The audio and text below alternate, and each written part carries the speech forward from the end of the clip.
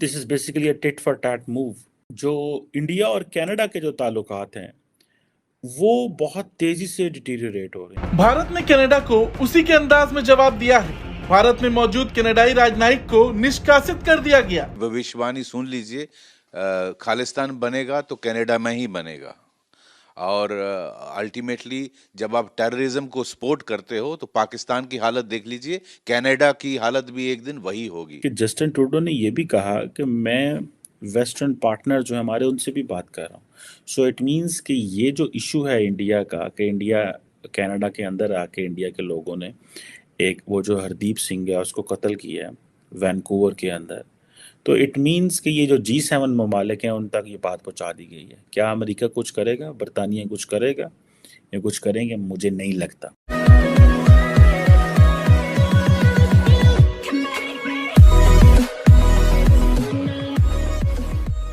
नमस्कार दोस्तों, कनाडा और इंडिया के रिलेशंस खराब होते जा रहे हैं। हर समय पर एक नया नया लो टच हो रहा है और इंडिया और कनाडा के बीच में रिलेशन इतने ख़राब हो चुके हैं भाई कि भाई जब तक अब ऐसा लग रहा है कि जब तक जो हाल का प्राइम मिनिस्टर वहाँ पर है वो जब तक रहेगा सिचुएशन बेटर नहीं होने वाली इंडिया और कनाडा के बीच में। वहाँ के लोग भले ही कितना भी इंडिया को प्रेज कर ले, लेकिन ये गवर्नमेंट जो कि खालिस्तानियों के सपोर्ट से चल रही है और वो वहाँ के इस टाइप के रेफरेंडम को सपोर्ट भी करती है, तो आने वाले दिनों में इंडिया और कनाडा के रिलेशन बिल्कुल भी बेटर नहीं होने वाले हैं। और प्रधानमंत्री मोदी भी यहाँ पर इस टाइप की कोई ढील नहीं दे रहे, या फिर हमारे विदेश मंत्री जयशंकर साहब की किसी भी टाइप की यहाँ पर ढील नहीं दे रहे कि भाई सिचुएशन थोड़ी कंट्रोल में हो जाए। अगर कनाडा यहाँ पर टिट कर रहा है तो हम उस पर टैट करेंगे, मतलब टिट फॉर टैट होगा ही होगा। और कनाडा ऐसी कोई इकोनॉमी है नहीं जिससे इंडिया को बहुत बड़ा फ़ायदा होता हो, ठीक है, और होता भी है तो भी हम यहाँ पर नहीं चलाते। तो यहाँ पर यही बात हो रही है। इसी के साथ ही वीडियो शुरू करते हैं। भारत ने कनाडा को उसी के अंदाज में जवाब दिया है। भारत में मौजूद कनाडाई राजनयिक को निष्कासित कर दिया गया। ये फैसला भारत सरकार की तरफ से तब लिया गया जब कनाडा ने भारत के खिलाफ गलत आरोप लगाते हुए भारतीय डिप्लोमेट को निष्कासित कर दिया था।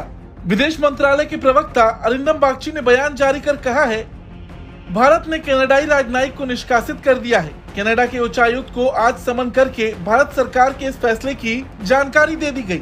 ये फैसला हमारे आंतरिक मामलों में कनाडाई राजनयिकों के हस्तक्षेप और भारत विरोधी गतिविधियों में उनकी भागीदारी पर भारत सरकार की बढ़ती चिंता को दर्शाता है। As of today and as a consequence, we've expelled a top Indian diplomat from Canada. खैर, भारत के इस पलटवार से शायद अब कनाडा की बुद्धि खुल जाए। खालिस्तानी आतंकी के मरने पर वो जितना दुख मना रहे, देश की सुरक्षा पर इतना ध्यान दिया होता तो वहां पर खालिस्तानी हमले शायद कम हो जाते। जो इंडिया और कनाडा के जो ताल्लुकात हैं वो बहुत तेजी से डिटीरियोरेट हो रहे हैं। अगर आपको याद हो, जब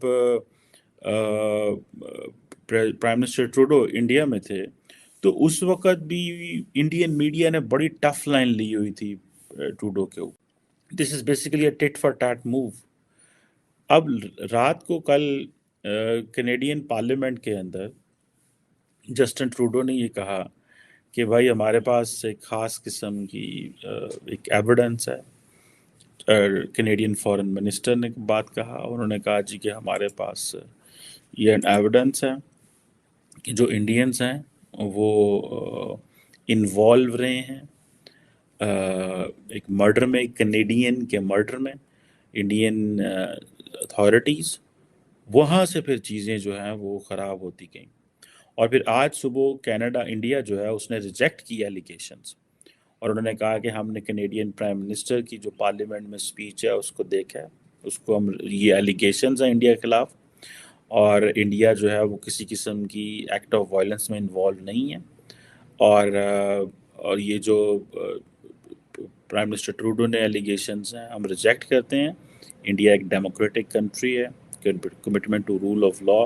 सेम ही ट्रूडो साहब वहाँ पे कह रहे थे कि that Canada is a democratic country, we have values, हम एक्स्ट्रा जुडिशियल किलिंग्स और हम सॉवरेनिटी की वायलेशन जो है वो नहीं करेंगे। वो कहते हैं इंडियन कैनेडियंस जो हैं उनका एक ऑब्वियसली एक मौक़िफ़ इस हवाले से ये है। हाई कमिश्नर जो कनाडा के थे उन्हें 5 दिन में भारत छोड़ने के लिए कहा है।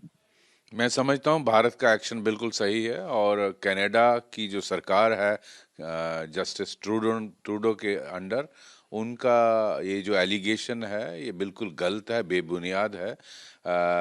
आप देखिए जब वो G20 की मीटिंग में यहाँ आए थे, प्रधानमंत्री ने उनसे मैटर टेकअप किया था और उनको कहा था कि ये जो टेररिस्ट ऑर्गेनाइजेशन वो आपके वहाँ वायलेंस करते हैं, हमारे वहाँ के जो हमारी एम्बेसी का स्टाफ है, हमारी एम्बेसी पे वो करते हैं, कभी झंडा लगाते हैं, कभी कुछ करते हैं। तो इन और जस्टिन ट्रूडो को ये रियलाइज करना चाहिए कि वो किसका साथ दे रहे हैं, उन लोगों का जिनके हाथ में खून के धब्बे हैं।